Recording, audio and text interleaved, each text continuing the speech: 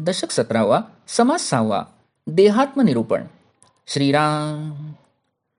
आत्मा देहामध्ये असतो, नाना सुखदुःखे भोगितो, शेवटी शरीर सांडून जातो एकाएकी श्रीराम.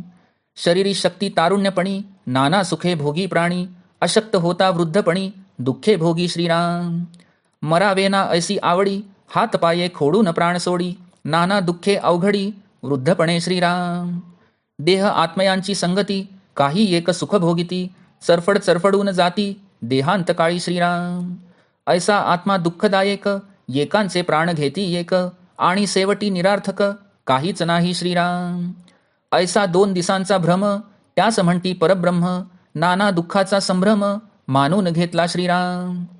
दुःखी होऊन चरफडून गेले, तेथे कोण समाधान झाले, काही एक सुख भोगिले, तो सवेची दुःख श्रीराम.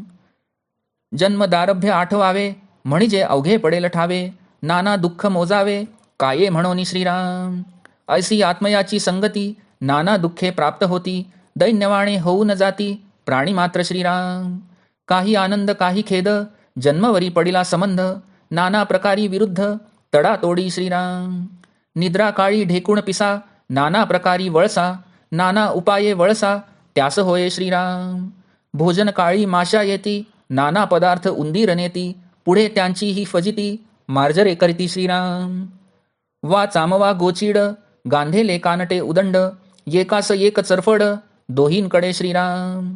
विंचू सर्प वाघ रिसे, सुसरी लांडिगे माणसास माणसे, परस्परे सुख संतोषे, एकही नाही श्रीराम.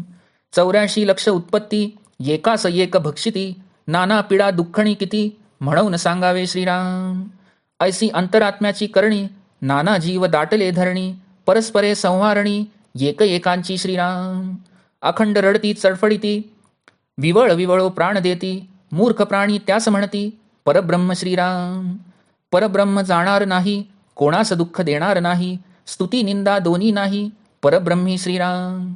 उदंड शिव्या दिधल्या, तितुक्या अंतरात्म्यास लागल्या, विचार पाहता प्रत्यया आल्या, येथा तथ्य श्रीराम.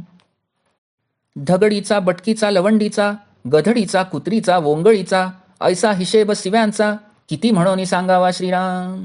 इतुके परब्रह्मी लागेना, तेथे कल्पनाची चालेना, तडातोडीचे ज्ञान मानेना, कोणी एकासी श्रीराम. सृष्टीमध्ये सकळ जीव, सकळास कैचे वैभव, या कारणे ठाया ठाव, निर्मिली देवाय श्रीराम.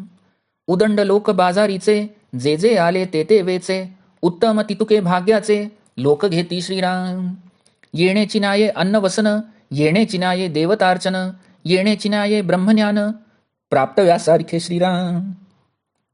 अवघेच लोक सुखी असती, संसार गोड करून नेती, महाराजे वैभव भोगिती, ते करंट्यास कैचे श्रीराम. परंतु अंती नाना दुःखे, तेथे होते सगट सारखे, पूर्वी भोगिली नाना सुखे, अंती दुःख सोसवेना श्रीराम. कठीण दुःख सोसवेना, प्राण शरीर सोडीना, मृत्य दुःख सगट जना, कासा वीस करी श्रीराम. नाना अवयवहीन झाले, तैसेची पाहिजे वर्तले, प्राणी अंतकाळी गेले, कासा वीस होनी श्रीराम.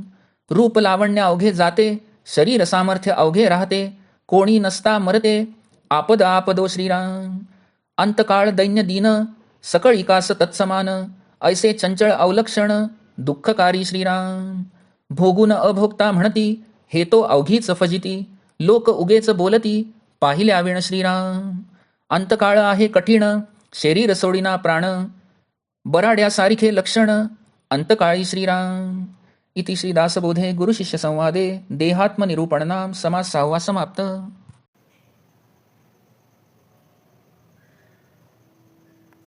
दशक 17वा समास 6वा देहात्मनिरूपण. श्रीराम. श्री समर्थ म्हणतात की आत्मा देहात राहतो आणि नाना सुखदुःखे भोगतो आणि शेवटी एकाएकी शरीर सोडून निघून जातो. तारुण्यात शरीरात शक्ती असते तेव्हा प्राणी नाना सुखांचा उपभोग घेतो. वृद्धपणी शरीरातील शक्ती नाहीशी होऊन तो अशक्त होतो आणि दुःख भोगतो. आपण मरूच नये अशी त्याची इच्छा असते, पण हातपाय झाडून तो प्राण सोडतो. वृद्धपणी त्याला अनेक दुःखे सोसावी लागतात आणि तो अवघडून जातो. देह आणि आत्मा यांची संगत झाली की काही सुख भोगायला मिळते हे खरे, पण देहांतकाळी चरफडून प्राणी मरतो. देहाचा आत्म्याशी संयोग असा दुःखदायक आहे. लोक स्वार्थासाठी एकमेकांचा प्राण घेतात, पण शेवटी सर्व निरर्थक ठरते, त्याचा काही उपयोग होत नाही. असा हा 2 दिवसांचा भ्रम आहे, पण त्यालाच परब्रह्म म्हणतात. नाना दुःखाच्या पसाऱ्याला ते गोड मानून घेतात. दुःखी होऊन चरफडून मेले तेथे कुठले समाधान लाभले? काही एक सुख भोगतात की नाही तोपर्यंत सर्वच दुःख प्राप्त होते. जन्मापासूनची आठवण करावी म्हणजे सर्व काही समजून येईल. जी नाना दुःखे भोगावी लागतात ती काय म्हणून मोजावीत? आत्म्याची संगती अशी आहे. त्याच्या योगे नाना दुःखे प्राप्त होतात आणि प्राणी मात्र शेवटी दैन्यवाणी होऊन मरून जातात. देह आणि आत्मा यांचा जन्मापासून संबंध येतो, त्यामुळे त्याला काही आनंद काही खेद सोसावा लागतो.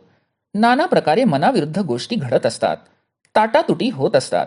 झोपेच्या वेळी ढेकूण आणि पिसवा नाना प्रकारे त्रास देतात, त्यावर उपाय केले की त्यांना त्रास होतो. भोजनाच्या वेळी माशा येऊन त्रास देतात, नाना पदार्थ उंदीर पळवतात, पुढे त्यांचीही फजिती मांजरे करतात. डोक्यातील उवा, त्वचेत घुसणाऱ्या उवा, गोचीड, गांधील, कानटे उदंड असतात आणि एकामुळे दुसरा एखादा चरफडत असतो. अशी दोन्ही बाजूने चरफड चालू असते. त्यांचा त्रास आपल्याला होतो आणि आपला त्रास त्यांना होतो. विंचू, सर्प, वाघ, अस्वले, सुसरी, लांडगे आणि माणसांना माणसे याप्रमाणे सर्व एकमेकास त्रास देत असतात. परस्परात प्रेम, सुख, संतोष कोठेही दिसून येत नाही. 84 लक्ष योनींमध्ये असंख्य जीवांची उत्पत्ती होत असते. त्यातील कित्येक एक दुसऱ्यास भक्षण करीत असतात. प्राणी मात्रांना ज्या नाना पीडा आणि दुखणी भोगावी लागतात त्याचे वर्णन किती म्हणून करावे? अंतरात्म्याची करणी ही अशी आहे. या पृथ्वी तलावर अनेक प्रकारच्या जीवांची अगदी दाटी झाली आहे. त्यात सतत परस्परांचा संहार करणे सुरूच असते. असे प्राणी अखंड रडतात, चरफडतात, विवळून प्राण देतात आणि मूर्ख प्राणी त्यास परब्रह्म म्हणतात. परब्रह्म कधी जात नाही, ते कोणास कधी दुःख देत नाही. स्तुती आणि निंदा दोन्हीही परब्रह्माच्या ठिकाणी लागत नाहीत. उदंड शिव्या दिल्या तर त्या अंतरात्म्याला लागतात. विचार करून पाहिले की याचा यथार्थ प्रत्यय येतो. ढगडीचा, बटकीचा, लवंडीचा, गधडीचा, कुत्रीचा, बांगोळीचा म्हणजे चांडाळणीचा अशा शिव्या अनेक आहेत. त्यांचा हिशोब किती म्हणून सांगावा? यापैकी काहीच परब्रह्माच्या ठिकाणी लागत नाही. तेथे कुठलीही कल्पना चालू शकत नाही. असंबंध ज्ञान कुणालाच मान्य होत नाही. सृष्टीमध्येच सर्व जीव असतात, त्यातील सर्वांनाच वैभव कसे प्राप्त होणार? म्हणूनच देवाने योग्य अयोग्य निर्माण केले आहे. बाजारात उदंड लोक येतात. बाजारात जे जे विकायला आले असेल ते ते लोक घेतात. भाग्यवान लोक असतात ते मात्र उत्तम तेच घेतात. याच न्यायाने अन्न, वस्त्रे, देवदेवतार्चन आणि ब्रह्मज्ञान हेही प्रारब्धानुसार प्राप्त होते. सर्वच लोक आपण सुखी आहोत असे मानतात आणि संसार गोड करून घेतात, पण महाराजे जे वैभव भोगतात ते अभाग्यास कसे प्राप्त होणार?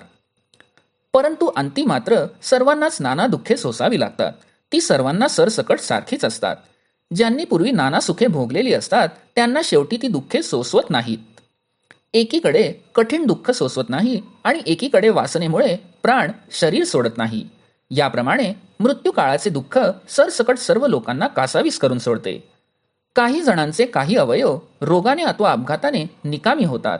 त्यांना तसेच काम करीत जगावे लागते आणि शेवटी अंतकाळी कासावीस होऊन प्राणी मरतात. वृद्धपणी रूप आणि लावण्य सर्व जाते. शरीराचे सामर्थ्यही सर्व नष्ट होते आणि जवळ कोणीही नसताना यातना भोगत भोगत माणूस मरतो.